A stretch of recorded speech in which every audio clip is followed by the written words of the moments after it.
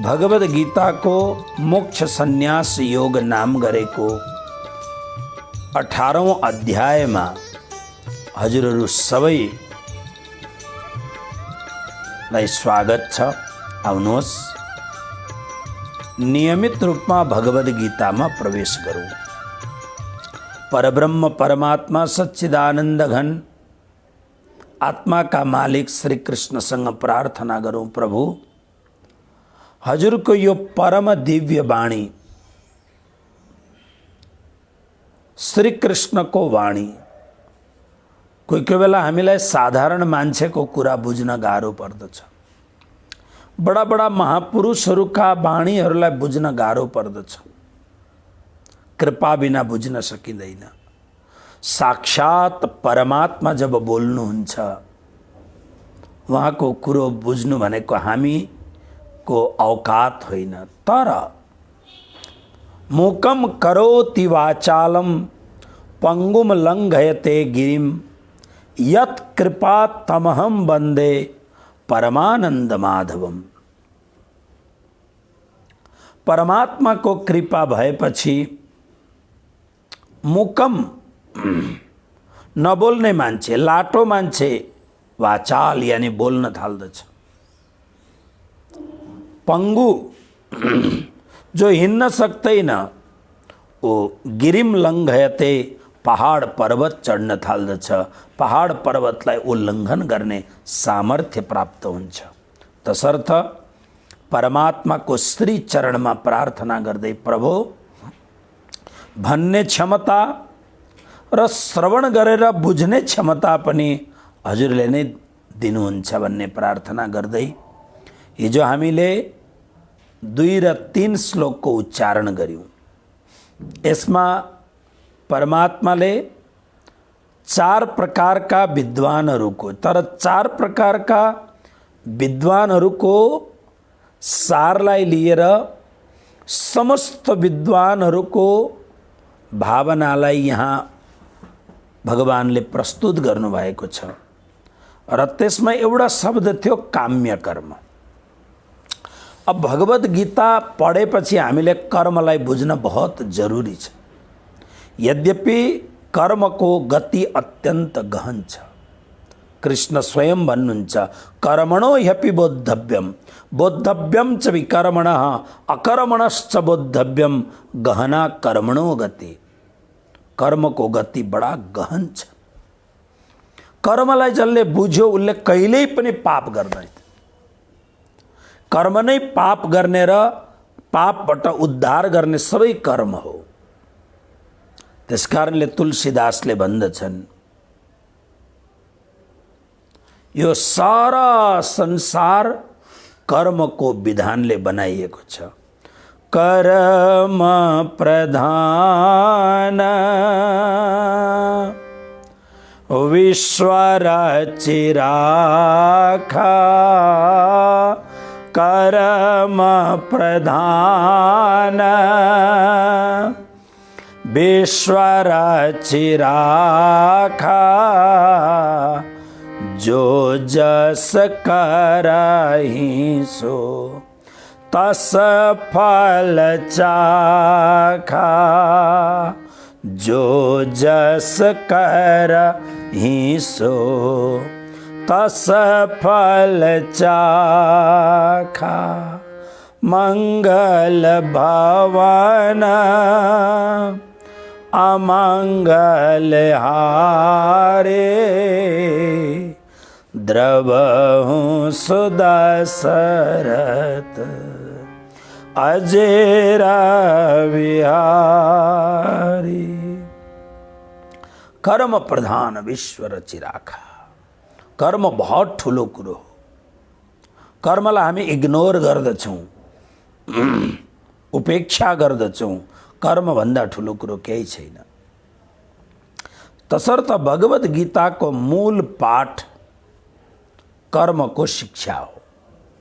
त्यसकारणले हामीले हिजो सुन्यौं काम्यानां कर्मणां न्यासम कवयः विद्वांसः विद्वानहरू काम्य कर्मलाई त्याग गर्नु नै सन्यास हो भन्दछन्। काम्य कर्म के हो? कर्महरूलाई मूल रूपमा हुन त कर्म अकर्म विकर्मको रूपले प्रस्तुत गरेको छ, तर वास्तवमा हेर्ने हो भने कर्मको प्रकार कस्तो छ हेर्नुहोस्। एउटा छ नित्य कर्म। नित्य कर्म भनेको के हो? नित्यानि अकरणे प्रत्यवाय साधनानि सन्ध्यावन्दनादिनी। नित्य कर्म को अर्थ हो जो प्रतिदिन अनिवार्य हामीले गर्नै पर्दछ, जसलाई वेदान्तले भन्दछ सन्ध्या वन्दन पूजा पाठ आदि, स्नान ध्यान आदि। अब स्नान गर्दाखेरि कुनै पुण्य हुनेवाला छैन, तर नगर्दाखेरि दोष अवश्य लाग्दछ। यी कुरालाई नित्य कर्म भनिन्छ। प्रतिदिन आवश्यक गरिनुपर्ने दैनिक कर्म। अर्को हुन्छ नैमित्तिक कर्म। नैमित्तिक कर्मको अर्थ हो देश काल परिस्थिति आदि कुनै पनि निमित्तलाई लिएर जो कर्म गरिन्छ। जस्तो एकादशीको पर्व आयो, ओहो एकादशीको दिनमा भात नखानु पर्यो। अब हेर्नुहोस्, कृष्ण भक्तहरूले कोही बेला एकादशीको दिन पनि भात खाए तापनि उनीहरू जगन्नाथ प्रभुलाई जस्तै भोजन बनाएर पहिले परमात्मालाई भोग लगाउँदछन्। परमात्मालाई भोग लगाइसकेपछि त्यो महाप्रसाद हुन्छ। त्यसकारणले हाम्रो महाप्रसादको बहुत ठुलो महत्त्व छ। महाप्रसाद और चरणामृत ए सुख साथ में पाइए। महाप्रसाद र चरणामृत। तर विशेष गरेर हामी अत्यन्त प्रमादी छौँ। हामी बाटो हेर्छौँ, व्रत गर्न नपरे हुन्थ्यो। कोही कोही बेला त हामी यस्ता भक्त हुन्छौँ व्रतका दिन लुकी लुकी भोजन गर्दछौँ। गलत। एकादशीको दिन उपवास गर्दाखेरि भक्ति बढ्दछ, घट्दैन। जसले पनि गरे हुन्छ। पूर्णिमा पर्सि हनुमत जयन्ती, श्री हनुमान जी महाराज जो भक्त को अग्रगण्य भक्त हुनुहुन्छ, वहाँ प्रकट हुनुभएको जन्म जयन्ती। र यसरी जसरी एकादशी आदि, अष्टमी, चतुर्दशी, पूर्णिमा, सोमवती अमावस्या आदिमा विशेष रूपमा हामी जो पुण्य कर्म गर्दछौँ त्यसलाई नैमित्तिक कर्म भनिन्छ। यस्ता अनेक कुराहरू छन्। त्यसरी नै काम्य कर्म। अब काम्य कर्मको अर्थ के हो भन्दाखेरि काम्य शब्दकै अर्थ हो जो हाम्रो कामनाद्वारा उपार्जित कर्म, काम्य कर्म भनिन्छ। काम्य कर्म भनेको आफ्नो मान प्रतिष्ठाको लागि हामीले दान गर्यौं, तर दानको पछाडि रहस्य कहीं हेल्प गर्नु होइन। कसैलाई हामी अगाडि बढाउँ त्यसका लागि होइन। मैले दान गर्दाखेरि सम्मान प्राप्त हुन्छ। कुनै उल्लेखनीय काम गर्यो, कसैले मेरो कामलाई नोट गरे कि गरेन इत्यादि कुराहरू। मतलब हामी हाम्रो मान प्रतिष्ठा आदिलाई मूलमा लिएर जो कर्म गर्दछौँ त्यो काम्य कर्म हो, भोगमय कर्म हो। अर्को हुन्छ प्रायश्चित कर्म। शास्त्रमा प्रायश्चितका विधानहरू छन्। धेरै प्रायश्चितका विधानहरू छन्। ती प्रायश्चितका विधानहरूमध्ये हामीबाट जान अनजानमा, हामीबाट जानेर पनि भूल हुन्छ, अनजान अवस्थामा पनि भूल हुन्छ। हामी हिँड्दैछौँ, हाम्रा पाइलाबाट कतिवटा किरा फट्याङ्ग्राहरू मर्दछन्।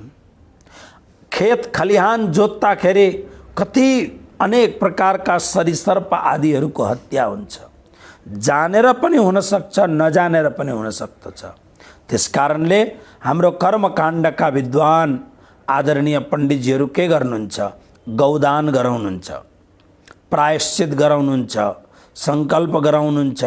यी सबका कारण के हुन् भन्दा जानेर अथवा अनजान अवस्थामा हामीबाट कुनै त्यस्तो खालको भूल कार्य भयो भने परमात्मालाई प्रार्थना गरौँ, हे प्रभु क्षमा गर्नुहोस्। यानि कानि च पापानि कर्तव्यानि शतानि च तानि सर्वाणि नश्यन्तु प्रदक्षिणा पदे पदे। हामीले किनभने हेर्नुहोस्, यदि भूल रहिरह्यो भने जब हामी भक्ति गर्न बस्छौँ भक्तिमा मन लाग्दैन, मन मोबाइल खेलाउनमा लाग्दछ, भक्तिमा मन लाग्दैन। हाम्रो मन अर्कैतिर चुलबुल गर्दछ। त्यसकारणले हाम्रो मनलाई शुद्ध, सफा, निरोग, मनरोगबाट मनलाई बचाउनको लागि प्रायश्चित गर्नुपर्दछ। र आवश्यक कर्तव्य कर्म, आवश्यक कर्तव्य कर्मको मूल भाव यो हो, हामीले जब जीवन पाएपछि हाम्रो जीवनमा आजीविकाको लागि जबसम्म हामी बाँच्दछौँ तबसम्म यो जीवनलाई सञ्चालन गर्नका लागि हामी जो अनेक प्रकारका अन्न सम्पत्ति आदिको उपार्जन गर्दछौँ, त्यो सम्पूर्ण उपार्जन आदिका लागि पनि हामी जो कर्म गर्दछौँ त्यो कर्मको नाम हो आवश्यक कर्तव्य कर्म। त्यसकारण यी सब प्रकारका कुराहरू छन्। र हिजो यस सन्दर्भमा कुरो भयो, भगवानले 4 प्रकारका मतहरू प्रस्तुत गर्नुभयो। अब भगवानले आफ्नो मत प्रस्तुत गर्नुहुन्छ। आउनुहोस् आजको श्लोक यानी 4थो श्लोक पाठ गरौँ। निश्चयं शृणु मे तत्र त्यागे भरत सत्तम त्यागो हि पुरुष व्याघ्र त्रिविध सम्प्रकीर्तित। श्री कृष्ण भन्नुहुन्छ, अब अर्जुनलाई भन्न थाल्नुभयो, भरत सत्तम, हे भरतवंशी अर्जुन। सत्तम शब्दको अर्थ हो श्रेष्ठ। हे भरतवंशी, हे श्रेष्ठ अर्जुन, तत्र त्यो भनिएको 2टा कुरो त्याग र सन्यास, यी 2टामा त्यागको सन्दर्भमा श्रीकृष्ण भन्दै हुनुहुन्छ, तत्र त्याग र सन्यास। तिमीले सोधेका छौ त्याग र सन्यास यो एउटै कुरो हो या अलग अलग हो? अलग अलग हो भने मलाई अलग अलग ढङ्गले सम्झाइदिनुहोस्। श्रीकृष्ण भन्नुहुन्छ, सन्यास र त्यागको बिचमा, त्यागको विषयमा सबैभन्दा पहिले मेरो निश्चयलाई, यानी म त्यागलाई के भन्न चाहन्छु त्यो निश्चयलाई श्रेणु सुन।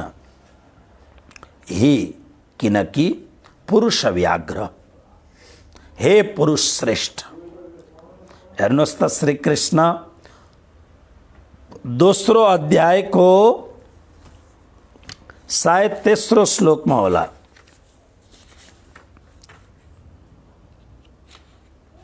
दोस्रो अध्यायको तेस्रो श्लोकमा कृष्ण भन्नुहुन्छ, क्लैब्यम मास्मगम पार्थ नैतत्त्वयुपपद्यते क्षुद्रम हृदय दौर्बल्यम त्यक्तोत्तिष्ठ परन्तप। अर्जुन, तिमी जस्तो श्रेष्ठ पुरुषमा नपुंसकता किन आयो?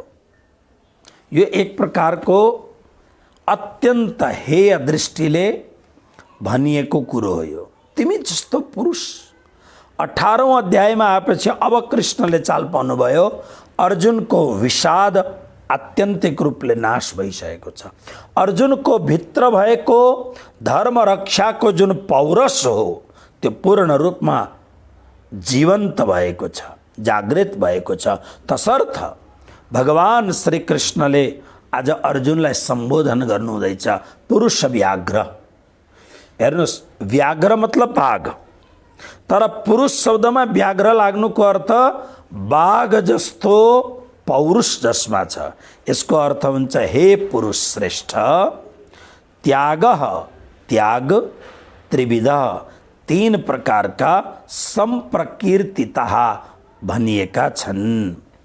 श्री कृष्ण यो श्लोकको मूल भावार्थ यो हो, हे भरतवंशी अर्जुन, म तिमीलाई सन्यास र त्यागको सन्दर्भमा सबैभन्दा पहिले त्यागमा मेरो निश्चय के हो यसलाई म भन्ने छु।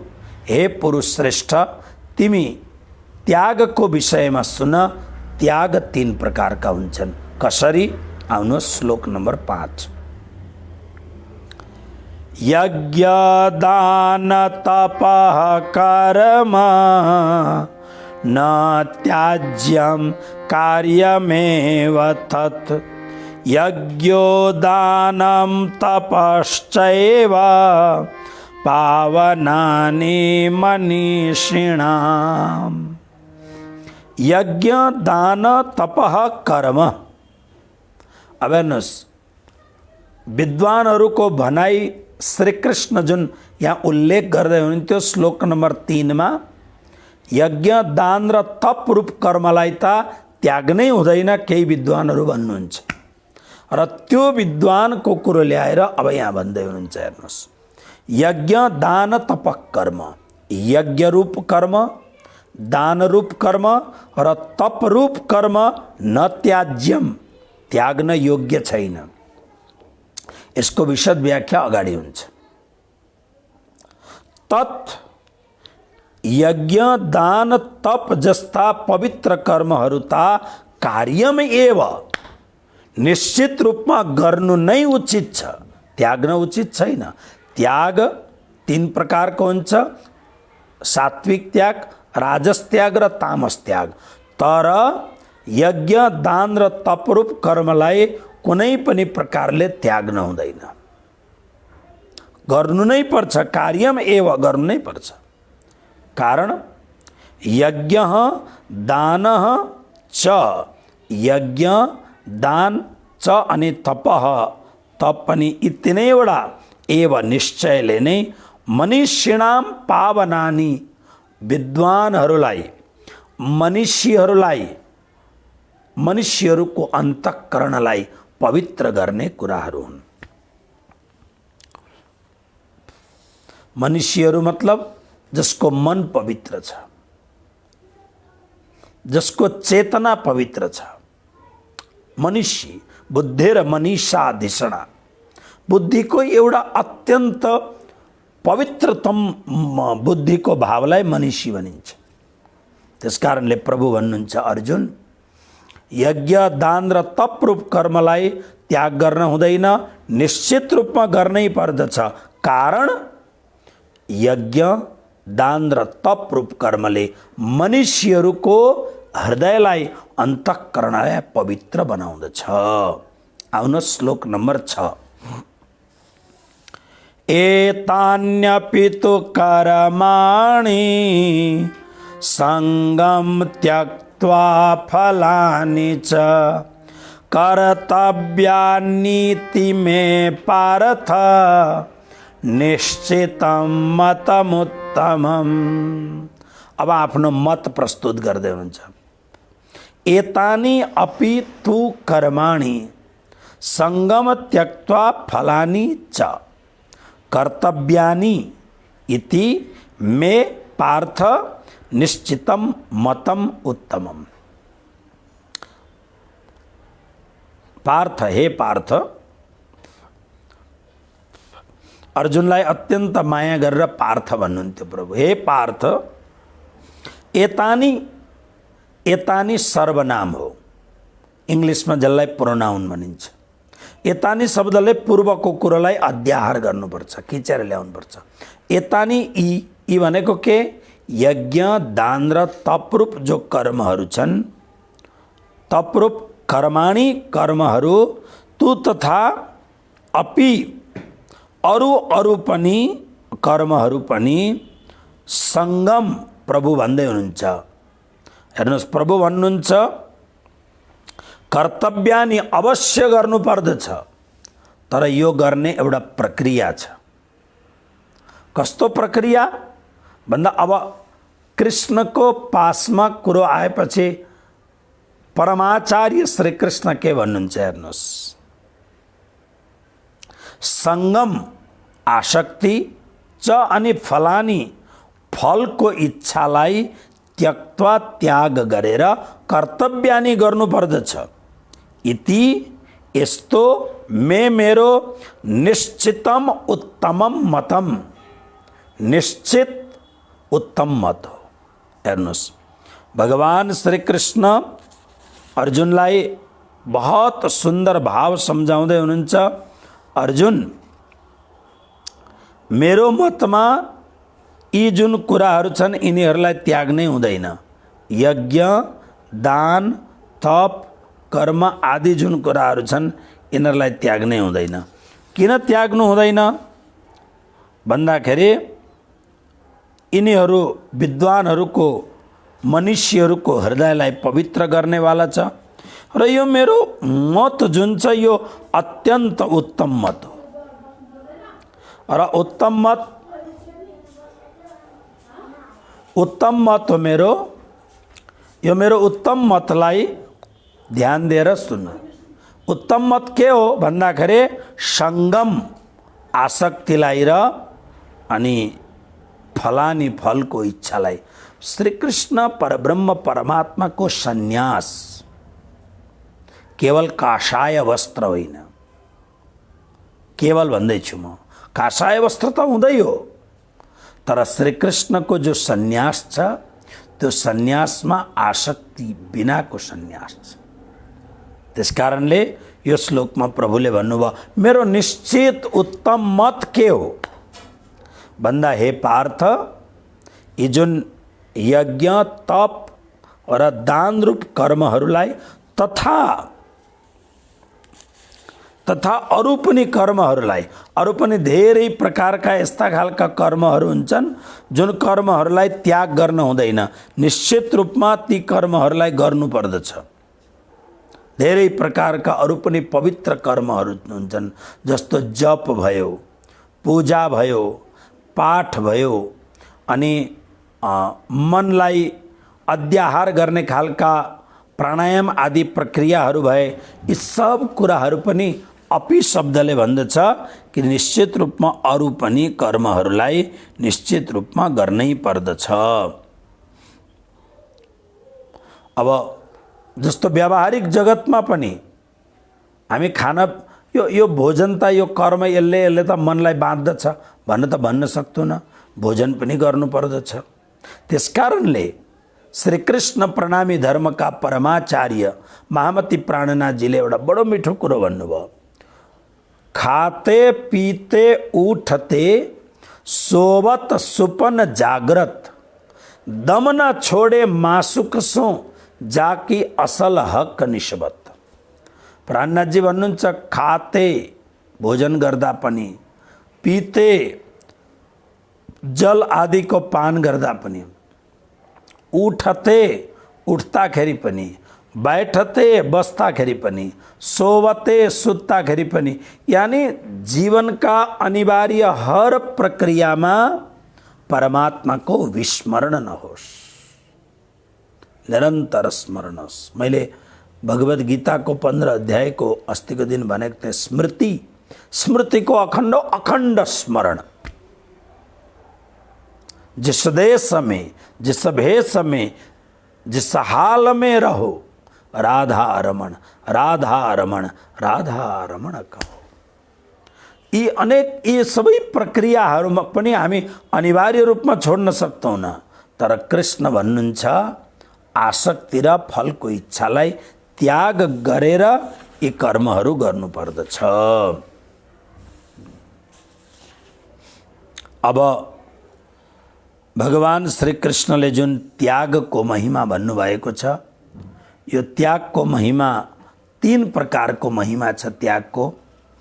आउनुहोस् अब 3 प्रकारको महिमा, त्यागको महिमाको कुरोलाई श्लोक नम्बर 7 मा हामीले ध्यानपूर्वक श्रवण गरौँ। पहिलो श्लोक, नियतस्य तु सन्न्यासः कर्मणो नोपपद्यते मोहात्तस्य परित्यागस्तामसः परिकीर्तितः। नियतस्य तु सन्न्यासः कर्मणः न उपपद्यते मोहात् तस्य परित्यागः तामसः परिकीर्तितः।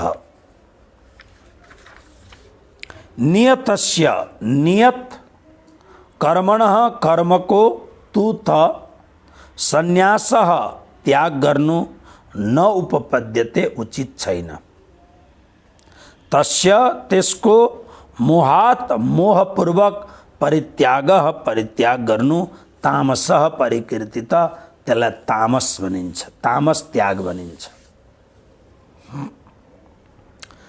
यो 3 प्रकारको त्यागमा पहिलो त्याग हो तामस त्याग। तामस त्यागको अर्थ के हो भन्दाखेरि नियत कर्म, नियत कर्म भनेको सुनियोजित शास्त्रद्वारा प्रतिपादन गरिएका कर्महरू। कतिपय के हुन्छ भन्दाखेरि अलिकति भक्ति लाइनमा लागेपछि, अलिकति सुमिरणमा लागेपछि भक्ति या सुमिरणको चस्का लागेको छैन, तर हामीमा प्रमाद आउँदछ, मैले त यो पनि नगरेर हुन्छ, यो पनि नगरे हुन्छ, यो पनि नगरे हुन्छ। र कुनै कुनै बेला हामी शास्त्र विहित कर्मको परित्याग गर्दछौँ, जसले गर्दा हामी दोषको भागी हुन्छौँ। के को आधारमा परित्याग गर्दछौँ भन्दा मोहात, मोहको आधारमा। यो पुरै गीता मोहको तिमिरलाई समाप्त गर्ने प्रकाश हो। अर्जुन मोहले ग्रस्त भएका छन्, त्यसकारणले त्यागमा तामसी त्यागीहरू पनि हुन्छन्। तामसी अत्यन्त हठी, दुराग्रह न म यो गर्दै गर्दिनँ। भगवान भन्नुहुन्छ मोहात मोहपूर्वक यस्तो खालको परित्याग जुन त्याग हुन्छ त्यसलाई तामस त्याग भनिन्छ।